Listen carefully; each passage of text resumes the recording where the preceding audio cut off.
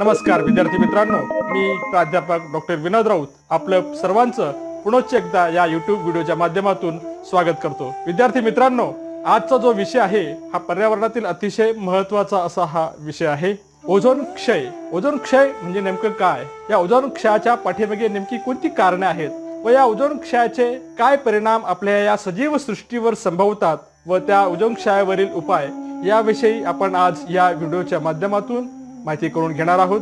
विद्यार्थी मित्रांनो, खरं तर चंगळवादाने सर्व पृथ्वीला संकटात टाकल्याचे ओझोन क्षय किंवा ओझोन ऱ्हास हे एक अतिशय उत्तम उदाहरण आहे. पर्यावरण तज्ञांनी वारंवार दिलेले ओझोन थराच्या ऱ्हासाची कारणे व भविष्यात या ओझोन क्षयामुळे उद्भवणाऱ्या अनेक गंभीर समस्या, त्यामुळे या ओझोन क्षयाविषयीची माहिती आपल्या सर्वांना व्हावी याच उद्देशाने या व्हिडिओच्या माध्यमातून मी सांगण्याचा प्रयत्न करत आहे. खरं तर ओझोन ऱ्हासाचे म्हणजे या पृथ्वीच्या संरक्षण दात्याचे जसे आणि जेवढे भान आपल्याला हवे तेवढे भान आपल्या ठाई विकसित झाल्याच्या खुणा अजून तरी प्रकर्षाने सर्वसामान्यांच्या मनामध्ये अजूनही दिसत नाही. जागतिक ओझोन दिन 16 सप्टेंबर हा जागतिक ओझोन दिन म्हणून संपूर्ण जगभरामध्ये साजरा केला जातो. खरं तर पृथ्वीवरील हवेच्या प्रदूषणामुळे या वायूची हानी होते हे वैज्ञानिकांच्या लक्षात आले. साधारणतः 1985 मध्ये अंटार्क्टिका खंडावर ओझोनला पहिले छिद्र किंवा भगदाड पडले. ही खरं तर अतिशय एक गंभीर बाब होती. म्हणूनच संयुक्त राष्ट्र संघटनेने मॉन्ट्रियल करार करून या ओझोन विषयी मोठ्या प्रमाणामध्ये जनजागृती करण्याचे काम हाती घेतले आणि 1927 साली मॉन्ट्रियल करार झाला आणि मग त्याचाच परिणाम म्हणून या दिवसापासून संपूर्ण जगभरामध्ये हा दिन जागतिक ओझोन दिन म्हणून साजरा केला जातो. म्हणूनच या दिनाचे औचित्य साधून या ओझोन कवचाविषयी आपण जाणून घेऊया. सर्वप्रथम आपण ओझोन थराविषयीची वायूचा घटनाक्रम आपण जाणून घेऊया. साधारणतः 1840 मध्ये या वायूची पहिल्यांदा ओळख व नामकरण झाले. 19व्या शतकामध्ये वातावरणाच्या थरांची आपल्याला माहिती झाली. मग यामध्ये तपांबर असेल, स्थितांबर असेल, आयनांबर असेल, बाह्यांबर असेल, या थरांची सर्वसामान्यांना ओळख झाली.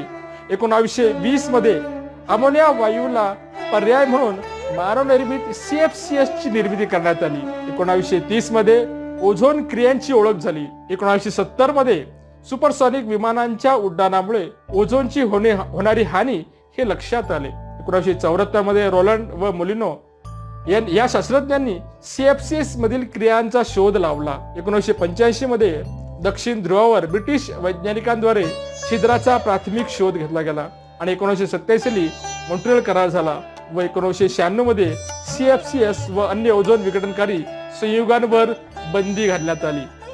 अशा पद्धतीने हा ओझोन वायूचा घटनाक्रम होता.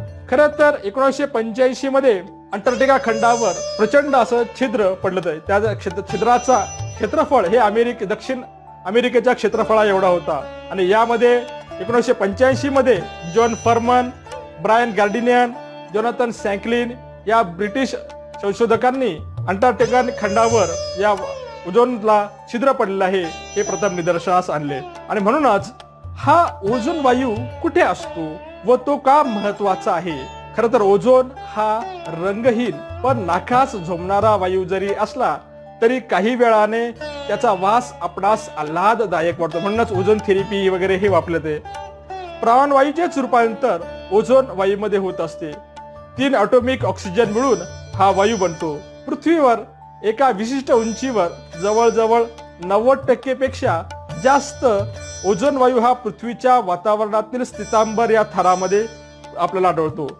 साधारण सर्वात खालचा जो थर आहे त्याला आपण तपांबर म्हणतो. या तपांबर थरामध्ये ओझोन वायूचं जे प्रमाण आहे हे 10% एवढे असतं व त्यानंतर उर्वरित 90% प्रमाण जे आहे हे स्थितांबर थरामध्ये आपल्याला आढळतं. साधारणतः 12 ते 30 मैल म्हणजे साधारणतः 15 ते 50 किलोमीटरच्या उंचीच्या पट्ट्यामध्ये निळसर रंगाचा हा ओझोन वायूचा पट्टा असतो. हाच पट्टा अतिशय आपल्या सजीव सृष्टीसाठी अतिशय महत्वाचा हा थर आहे. कारण की सूर्यापासून निघणाऱ्या हानिकारक म्हणजे अतिनील सूर्यकिरणे या थरात गाळली जातात. म्हणजे ज्याप्रमाणे उन्हाळ्यामध्ये आपण जेव्हा जातो तेव्हा आपल्या डोळ्याचं संरक्षण व्हावं यासाठी आपण गॉगलचा वापर करतो किंवा छत्रीचा वापर करतो. त्याचप्रमाणे हा ओझोन कवच जे आहे हे आपल्याला अतिनील किरणांपासून रोखले जातं. या थरात प्राणवायू व अतिनील किरणे यांची परस्पर क्रिया होऊन नव्या ओझोनची निर्मिती होत असते आणि त्याचा क्षय पण होतो. हे नैसर्गिकरित्या हे पृथ्वीवर सतत चालू असतं. हे अतिनील किरणे गाळण्याचे काम मुख्यतः या थरात होते. म्हणूनच पृथ्वीवर ही सजीव सृष्टी आता नांदू शकलेली आहेत. या ओझोनच्या थरात थोडा जरी बदल झाला तरी त्याचे अनेकविध परिणाम हे पृथ्वीवरील सजीवांना मोठ्या प्रमाणामध्ये सहन करावे लागू शकतात.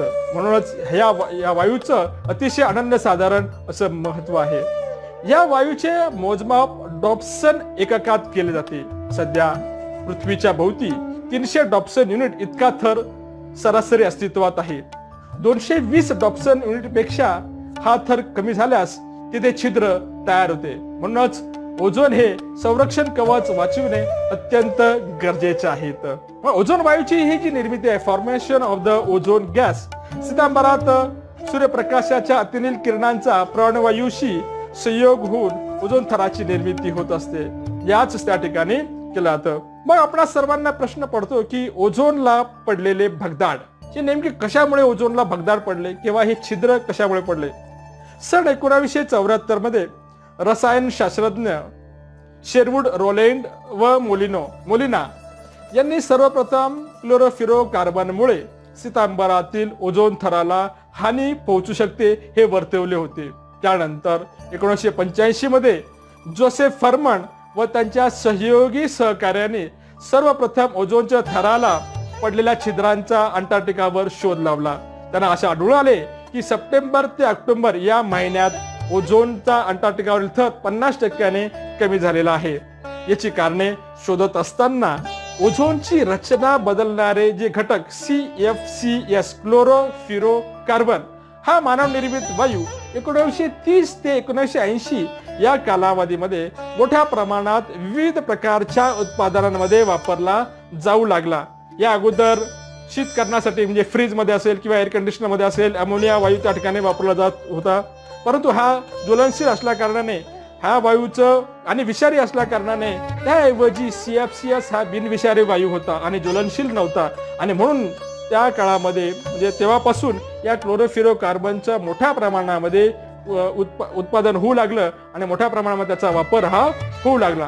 परंतु त्याचा परिणाम असा झाला की हा हवेत सोडला गेलेला क्लोरोफ्लोरोकार्बन चा एक अणू जो आहे हा जवळजवळ ओझोनच्या 1,00,000 ओझोनच्या रेणूंवर प्रक्रिया करून त्यांना नष्ट करतो. म्हणूनच क्लोरोफ्लोरोकार्बन असेल, टेट्राक्लोराइड असेल, हायड्रोकार्बन असेल, हेलॉयन्स असेल यांच्यामुळे होणारे जे प्रदूषण आहे व या जीवसृष्टी संरक्षण थराला होणारी हानी रोखणे गरजेचे होते.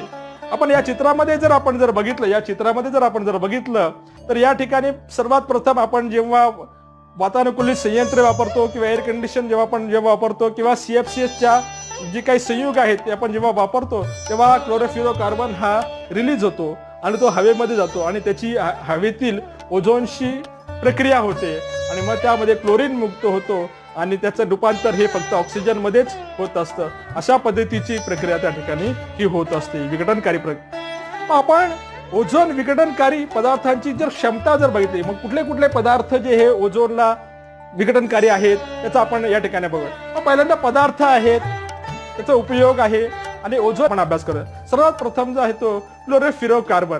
हा जो क्लोरोफ्लोरोकार्बन आहे हा सर्वात शीतकरणातील विविध जे काय म्हणजे उदाहरणार्थ फ्रीज असेल, एअर कंडिशन असेल, प्लास्टिक असतील, रबर असेल, द्रावण असेल, परफ्युम्स असेल, मऊ रबराची उत्पादन असेल, या सर्वांमध्ये क्लोरोफ्लोरोकार्बन हा वापरला जातो.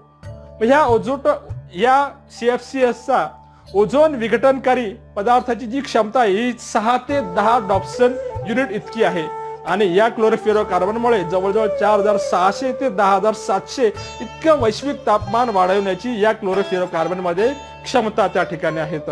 नंतर हेलॉन्स म्हणजे हे अग्निशमन यंत्रणामध्ये वापरतात. ओझोन विघटनकारी जी क्षमता आहे 3 ते 10 डॉप्सन युनिट, वैश्विक तापमान वाढवण्याची क्षमता ही 1630 ते 7030 पर्यंत आहे. त्यानंतर मिथेन क्लोरोफॉर्म आहे, स्वच्छता व औद्योगिक द्रावणच्या स्वरूपामध्ये त्याचा वापर केला जातो. मिथेन ब्रोमाइड असेल किंवा हायड्रोफ्लोरोकार्बन्स असेल किंवा HFCS असेल, म्हणजे CFCS ला पर्याय म्हणून अग्निशमनामध्ये किंवा विविध प्रकारच्या याच्यामध्ये आता हा HFCS मोठ्या प्रमाणामध्ये वापरला जाऊ लागलेला आहे. म्हणून ह्या सगळ्या गोष्टींचे हे जे सर्व पदार्थ आहेत हे ओझोन विघटनकारी पदार्थ आहेत. मग ह्या सगळ्या गोष्टींचा परिणाम जो आहे हा आपल्या जीवसृष्टींवर कसा होतो? ओझोन थर हळूहळू विरळ जर झाला तर ह्या संरक्षण जीवसृष्टीचा जो संरक्षण थर आहे मग त्याच्या जीवसृष्टीवर काय परिणाम होऊ शकतात त्याविषयीचा आपण अभ्यास करणार आहोत. खरं तर ओझोन थर विरळ झाल्याने सूर्याचे अतिनील किरणे थेट पृथ्वीवर पोहोचतात. या किरणांची 3 वर्गांमध्ये विभागणी केलेली आहे. यापैकी UVA आणि UVB म्हणजे अल्ट्रा व्हायोलेट रेडिएशन या किरणांमुळे त्वचेचे जलन होऊन पुरळ उठणे असेल, त्वचेचा कर्करोग असेल किंवा आपली जी रोगप्रतिकारक शक्ती आहे ही कमी होते. त्याचप्रमाणे डोळ्यांचे विविध प्रकारचे विकार इत्यादी अनेक गंभीर परिणाम आपल्याला हा ओझोन थर विरळ झाल्याने संभवतात. ओझोन थर विरळ झाल्याने नकळतपणे पृथ्वीच्या वातावरणात उष्णतेचा समतोल बिघडून जागतिक तापमान वाढ होण्यास सुद्धा मदत त्या ठिकाणी होत असते. सागरी परिसंस्थांमधील जलचर प्राण्यांना सुद्धा या अतिनील किरणांमुळे प्राण्यांचे प्लवंक हे आहार असून या अतिनील किरणांमुळे प्लवंक निर्मिती कमी होऊन कार्बन डायऑक्साईडची मात्रा वाढल्याने तापमान वाढीस हातभार होत असतो. या हानिकारक किरणांमुळे अतिनील किरणांमुळे पाण्याच्या आकारात कमी होते, वनस्पतींची वाढ खुंटते, प्रकाश संश्लेषणाची क्रिया मंदावते, निकृष्ट दर्जाचे बीज तयार होते इत्यादी अनेक गंभीर परिणाम ओझोनचा थर कमी झाल्याने होऊ शकतात. तापमानभरातील उपस्थित ओझोन वायूमुळे खालच्या थरात व्होलेटाइल ऑर्गॅनिक कंपाऊंड्स मुळे फोटोकेमिकल स्मोकची निर्मिती होते. यामुळे दृश्यता कमी होते. त्यामुळे डोळ्यांची जळजळ असेल, दमासारखे आजार इत्यादी अनेक गंभीर प्रकारचे स्वरूप त्या ठिकाणी बदलतात. हा जो ओझोन क्षय थांबवण्यासाठी आतापर्यंत केले गेलेले आंतरराष्ट्रीय प्रयत्न 1985 मध्ये सर्वप्रथम ओझोन कवचाच्या सुरक्षेविषयी व्हिएन्ना परिषदेचे आयोजन केले गेले. 16 सप्टेंबर 1987 रोजी मॉन्ट्रियल करार केला गेला. त्यामध्ये CFCs सारख्या पदार्थाचे उत्पादन व उपयोग कमी करणे. या करारामुळे विकसित देशांनी 2000 सालापर्यंत तर विकसनशील देशांनी 2010 पर्यंत या CFCsच्या पूर्णतः बंदी आणावी.